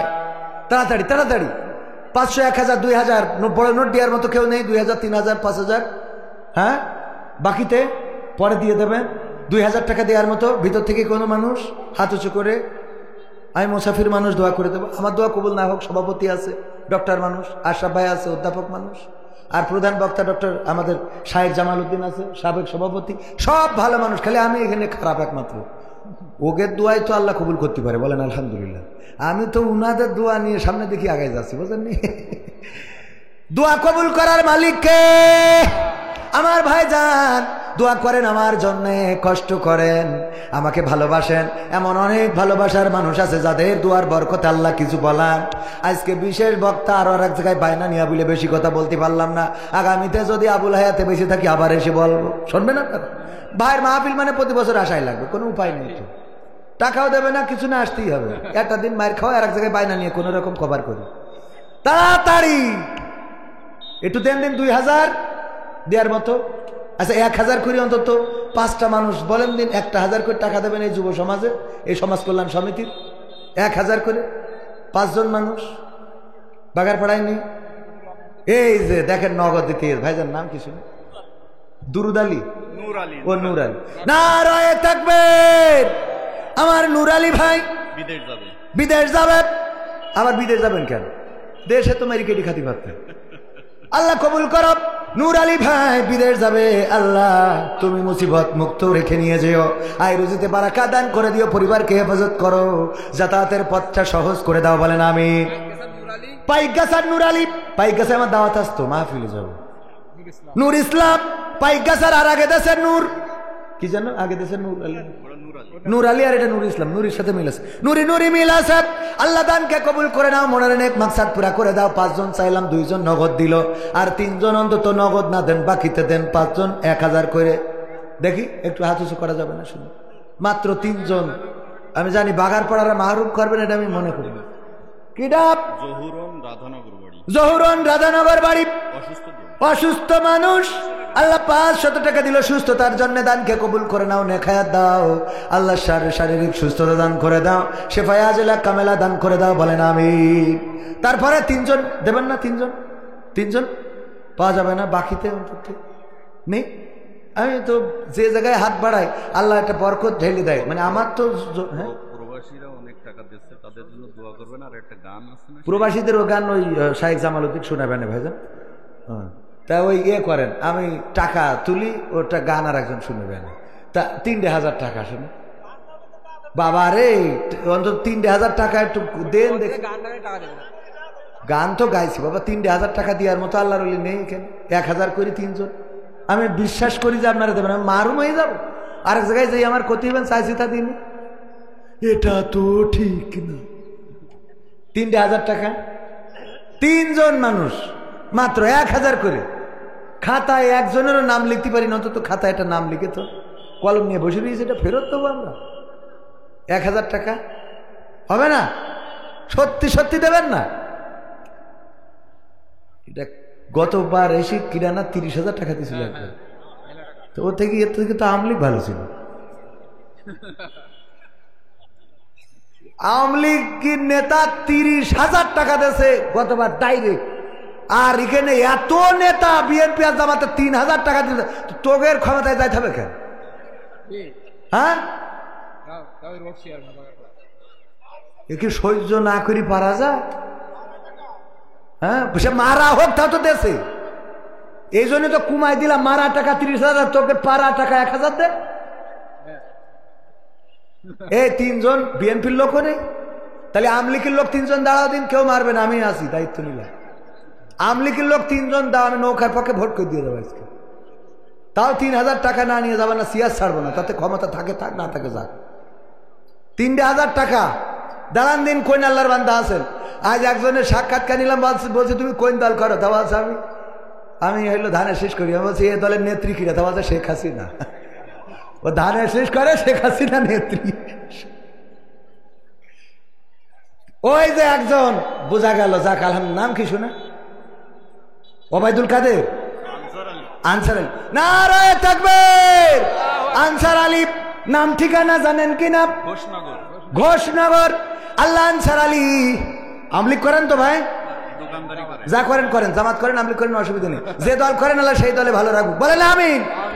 1000 টাকা দিল, দানকে কবুল করে নাও, নেখায়াত দিয়ে দাও। আর 2 জন বাকি, আমি 2 জন না পাবো তো সিয়াস ছাড়বো। আর 2 জন দেখি কোন আল্লাহর বান্দা। এইসো শুনে, নাম বলতে হবে না, আমলিকের পক্ষ করতে থাক, নাম বলে আর মারতে পারে। নারায়ে তাকবীর। নাম বলেন। আমার একজন ভাই 1000 টাকা দিলেন, আল্লাহ দানকে কবুল করে নাও। যুবক মানুষ, মনের নেক মাকসাদ পুরা করে দাও। নিসার আলী নিসার আলী সব ঘোষনগরের লোক দেখছে। আনসারের ভাই আরিফ ভাই, নারায়ে তাকবীর। আমার আনসার ভাই আরিফ ভাইয়ের ভাই আনসার ভাই 1000 টাকা, তাহলে 2 জন হলো। আল্লাহ দানকে কবুল করে নে, খেয়ার দাও। রাধানগরের একজন মা 500 টাকা দিয়েছে, কবুল করে নাও। ছেলের জন্য দোয়া চেয়েছে, আর একজন বাকি। 3 জন নগদ দিয়া তো আমি খাতায় 3 জন চাইছি, আর 2 জন বাকি, না আর একজন বাকি, আর একজন তাড়াতাড়ি করুন। সেতুর মা সেতুর জন্য দোয়া করতে হবে। ও আল্লাহ, সেতুর মা 500 টাকা দিল, সেতুর জন্য দোয়া চাইলো, আল্লাহ দানকে কবুল করো, সেতুর সুস্থতা দান করো। আর একজন আমি জানি আমি মারুম হবো না, জীবনে চাইছি মারুম। ঘোষনগরের আনসারের ভাই বিল্লাল ভাই, এ বিল্লাল ভাই,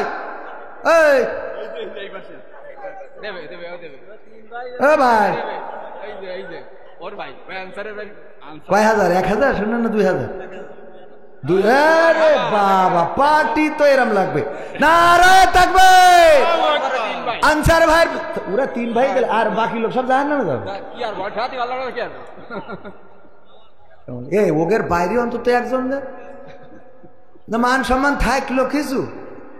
আমার আনসার ভাই ভাই বিল্লাল ভাই 1000 টাকা মায়ের জন্য দোয়া চেয়েছে। আল্লাহ তুমি দয়া করে কবুল করে নাও। মা বেঁচে আছে নাকি ইন্তেকাল করেছেন? ইন্তেকাল করেছে। আল্লাহ কবরটারে জান্নাতের বাগান বানাও। ও আল্লাহ জান্নাতের সিঁড়িতে সাক্ষাৎ করাই দিও, বলেন আমি। তাইলে বাইরের লোক একজন দেন, বাইরের লোক বাগডাঙ্গা। হ্যাঁ, ভাইজানের নাম কি? মাওলানা এরশাদ আলী। মা জননী হাসপাতালে, মা যাদের নাই তারা বোঝে কত ব্যথার। আমার মা আজকে বললেন বড্ড অসুস্থ। মায়ের আবার চিকিৎসার জন্য খুলনায় ডাক্তারের কাছে ফোন দিলাম, প্রেসক্রিপশন করে নিয়েছি।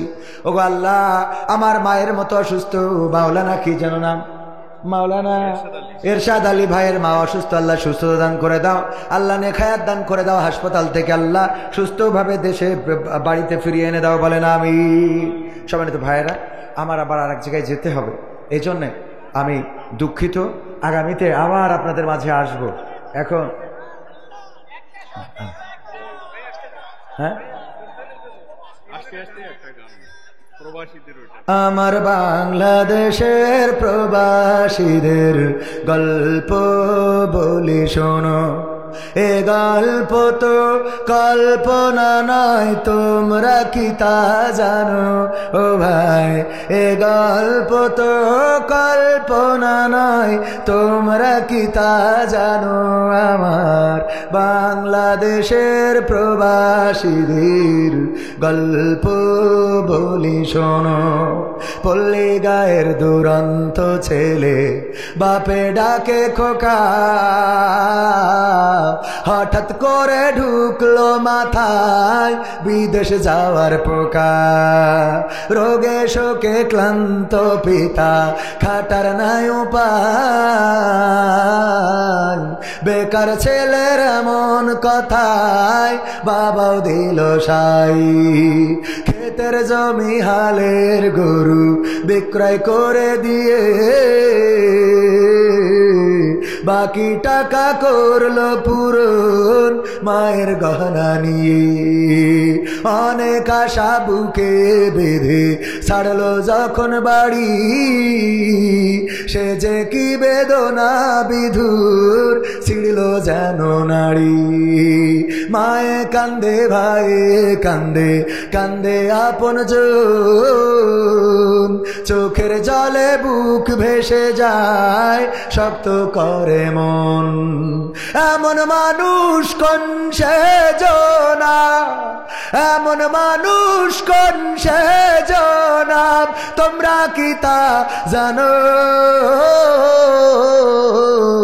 আমার বাঘার পাড়ার প্রবাসীদের গল্প বলি শোনো। আমার বাগডাঙ্গার ওই প্রবাসীদের গল্প বলি শোনো। বিমানেতে বসে খোকা জানালারি পাশে, নীল আকাশে তাকিয়ে দেখে মায়ের ছবি ভাসি। আঁচল দিয়ে চোখ মুছে মা প্রভুকে যে বলে, আল্লাহ তুমি ভালো রেখো আমার কোলের ছেলে। খোকা যে ছিল মা জননীর কোলে জারি বোটা, ভাবতে সব চোখ ভিজে জল পড়লো ফোটা ফোটা। এমন মানুষ কোন সে জনা, এমন মানুষ কোন সে জনা, তোমরা কি তা জানো? আমার যশোর জেলার প্রবাসীদের গল্প বলি শোনো, আমার মালয়েশিয়ার প্রবাসীদের গল্প বলি শোনো। নদ নদী আর সাগর নগর দিয়ে খোকা পাড়ে পৌঁছালো যে অতি সাধের বিদেশের বাড়ি। অনেক কষ্টে মিলল খোকার এমন একটা কাজ, হাড় ভাঙা খাটুনি তাতে সকাল দুপুর সাজ।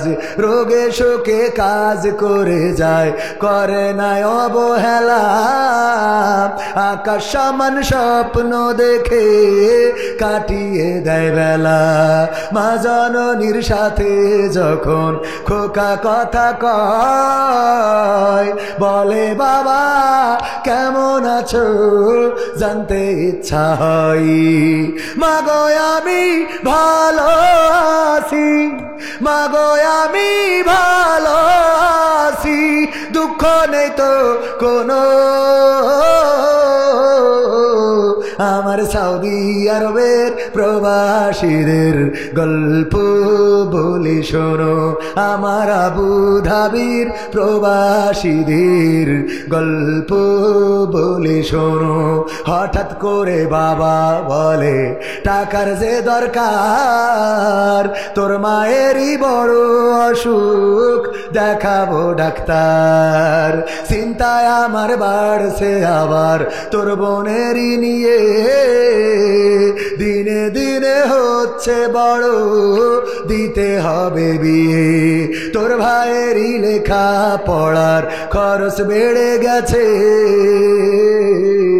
দরকার এখন অনেক টাকার, তোর কাছে কি আছে? পাইনি বেতন এখনো খোকা, পকেটটা যে ফাঁকা, তবুও বলে ভেবো না বাবা দেব আমি টাকা। এমন মানুষ কোন সে জনাব, এমন মানুষ কোন সে জনাব, তোমরা কি তা জানো? আমার বাঘার পাড়ার প্রবাসীদের গল্প বলে শোনো, আমার বাগডাঙ্গার ওই প্রবাসীদের গল্প বলে শোনো। দিন মাস গুনে খোকা এখন পৌঁছালো বছরে, করতে হয় কাজ এখন যে তার 10 তলার উপরে। হঠাৎ করে কি হতে কি যেন হয়ে গেল, 10 তলারই উপর থেকে খোকা পড়ে গেল। আকাশ সমান স্বপ্নগুলো আকাশে গেল উড়ে, দেহ থেকে প্রাণ পাখি গেল যে ভাই ছিড়ি। বন্ধুরা যে এসে দেখে রক্তে তরতর, নিথর দেহ পড়ে আছে জমিনের উপর। এমন মানুষ কোন সে জনাব, এমন মানুষ কোন সে জনাব, তোমরা কি তা জানো? আমার বাঘার পাড়ার প্রবাসীদের গল্প বলে শোনো, পাঠাতে হবে লাশটা দেশে, আপন তো কেউ নাই, বন্ধুরা সব মিলে মিশে করলো এই কাজটাই। শুনে এ খবর মা জননীর সে কি আহাজারে, তার কান্দনে আকাশ বাতাস হচ্ছে যে ভাই ভারী। অবশেষে খোকার কফিন পোছালো যে বাড়ি, ভাই বোনার গায়ের স্বজনের সে কি আহাজারি। মা জননী কেঁদে বলে ওরে আমার ছেলে, বিদেশ থেকে কোন দেশে তুই গেলি আবার চলি। মাগো আমি সুখানিতে জীবন দিছি জানো, আমার যশোর জেলার প্রবাসীদের গল্প বলি শোনো।